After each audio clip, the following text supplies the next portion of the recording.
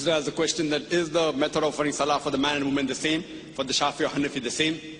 Our beloved Prophet Muhammad said, it's mentioned in Sahih Bukhari, volume number 1. The Prophet said, pray as you see me pray. The Prophet did not say that the women should pray separately or the men should pray separately. There's a hadith, again in Sahih Bukhari, volume number 1 in the book of Salah, that the Sahabiyas, they prayed the same way as the men prayed. There's no different type of praying for men and women. You should pray the same as the Prophet prayed, irrespective whether you're a man or a woman. I am aware that there are books available in the market, in India and throughout the world, of different schools of thought, that the style of praying for women is different because they are seen and the men is different. There is no such Sahih Hadith. For reply in Islam, always, your answer should be backed up with Quran and Sahih Hadith. Always, Quran and Sahih Hadith. So whenever you give reference, any scholar, let it be the biggest scholar in the world. If he gives the answer, there should be proof, quotation from the Quran and Hadith. Ask him for proof. قُلْ هَاتُوا بُرْهَانَكُمْ. Produce your proof in kuntum sadiqin. There is not a single Sahih Hadith. There is no verse in the Quran which says that the styles for offering salah is different for the men and women. I am aware that scholars of their own view, they said, okay, fine, because women should be protected, they should pray differently. These are their thinking. But the Prophet never said that. We should pray as the Prophet prayed. Regarding the style for offering salah, as the Hanafi style and the Shafi style, I am aware that it does differ. The Hanafis, they keep their hand below the navel. The Shafis keep their hand on the chest. They do takbir. They say Ameen loudly. Again, my first answer. On Sahih Bukhari, the Prophet said, in volume number 1 in the book of Salah, pray as you see me pray. And all the 4 Aimmas, Imam Shafi, Imam Ahmad ibn Hanbal, Imam Abu Hanifa, Imam Malik, all the great 4 Aimmas said that if you find any of my fatwa which goes against Allah and His Rasul, throw my fatwa on the wall. I am aware Abu Hanifa, may Allah be pleased with him. He was a great scholar, I respect him, I love him. People say that he said that when you offer salah, keep your hand below the navel. There's a hadith in Abu Dawud, if you read volume number 1, book of Salah, which says that the Prophet kept his hand below his navel when he offered salah, but this is a Zaif hadith. Immediately the next hadith says, which is a Sahih hadith, that the Prophet kept his hand above the navel. There are other Sahih hadith in Sahih ibn Khuzaimah, which says that the Prophet kept his hand on the chest. So when there are Sahih hadith saying the Prophet kept on the chest, the hadith below the navel is Zaif. So the right way to offer salah, keep it on the chest. That doesn't mean everything Imam Shafi is right or Imam Abu Hanifa, may Allah be pleased with them both, that they're wrong.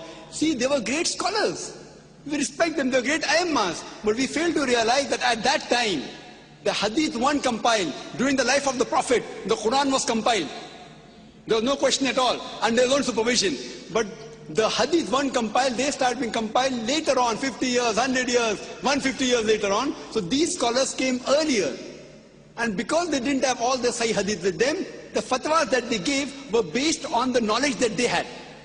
I don't think that Abu Hanifa, may Allah be pleased, made a mistake. What he did, because that Sahih hadith didn't reach him. So maybe according to me, the Zaif hadith reached him, and he may have said, keep your hand below the navel. The Sahih hadith may have reached Imam Shafi, he said that keep your hand on the chest. Again, Sahih Bukhari says, volume number 1 in the book of Salah, that you have to Rafatain. So Rafatain, the Prophet said, not because Imam Shafi is saying I'm following it, because my Prophet said it. Now in wudu, there's a verse in the Quran in Surah Ma'idah, chapter number 5, that it says that when the woman touches, the wudu breaks. The Arabic word is masa, coming from namasa, which means touch. According to Imam Shafi, may Allah be pleased with him, he says that if the woman touches, the wudu breaks. Imam Abu Hanifa said, if the woman touches a man who's in wudu, wudu does not break. Now the Arabic verse of the Quran says, la masa, if the woman touches, wudu breaks. But there are 2 meanings of masa. One is a sexual touch, and the other is a physical touch. So Imam Shafi, may Allah be pleased with him, he took it as a physical touch. Imam Abu Hanifa, he took it as sexual touch. So both had a difference of opinion. But when you go to Sunnah Abu Dawud, volume number 1, in the hadith of Aisha, may Allah be pleased with her, the Prophet was in wudu, he kissed her. And the Prophet, without doing wudu again, went for salah. There's another hadith in Sahih Bukhari, in the book of Salah, volume number 1, the Hazrat Aisha was sleeping, Prophet put the leg on her for salah. So this proves that physical touch does not break the wudu. So here, Abu Hanifa, may Allah be pleased with him, is right. And Imam Shafi, not that he made a mistake willfully, that hadith didn't reach him. So all were great scholars, and all the Imams said that if you find any of my fatwa which goes against Allah and His Rasul, then throw my fatwa on the wall. So I say that I am a Pakka Hanafi. Dr. Zakir Naik is a Pakka Hanafi. Why? Abu Hanifa maybe gave the fatwa, keep down below the navel while offering Salah, but the Sahih Hadith says keep on the chest. So I, while offering Salah, I keep off my chest. I am a Pakka Hanafi. Imam Shafi said, if you find any of my fatwa which goes against Salah and Rasul, throw my fatwa on the wall. So Imam Shafi said that if the woman touches a man in wudu, wudu breaks. But Sahih Hadith says wudu does not break. So my wudu does not break if a woman unintentionally touches me. So because I have thrown the fatwa of Imam Shafi on the wall, he said that I am a Pakka Shafi. I am a Pakka Hanafi, I am a Pakka Shafi, I am Pakka Hanbali, I am also Pakka Maliki. Pakka means staunch. I follow 100%, other people follow 80%, 90%. Or 60% of Abu Hanifa. I follow total. All the great four Aimma said, if you find any of my fatwa which goes against Allah and Rasul, throw my fatwa on the wall. All these scholars were great scholars, we have to respect them. But you have to realize that the hadith weren't compiled. Today, everything on the fingertips, on the CD-ROM, in the books available. So now the scholars are there, and out of lack of information. For example, there's my brother, who's a doctor, and Copernicus. Copernicus was a great scientist. But my brother has more knowledge than Copernicus on science, even more than Einstein. But Einstein was more brilliant, because today science is advanced. That doesn't mean my brother is more genius than Albert Einstein. Albert Einstein is a much bigger genius than my brother. But now brother, because hundreds of years have passed, he has more information about science. So information he has more. But a bigger genius is Albert Einstein.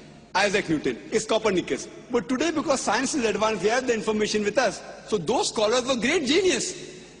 We love them, we respect them. But today the information has been compiled, so we have to realize, as Allah says in the Quran, in Surah Al-Imran, chapter number 3, verse number 103, وَاتَصِمُوا بِحَبْلِ اللَّهِ جَمِيعًا وَلَا تَفَرَّقُوا. Hold the rope of Allah strongly and be not divided. We should not divide ourselves into all sects. So the only way of offering Salah is not Hanafi style or Shafi style or Maliki style, it is the style of the Prophet.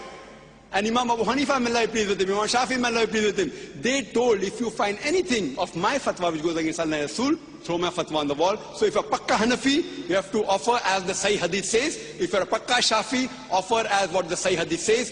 Then you'll be following the true Islam. Hope that answers the question.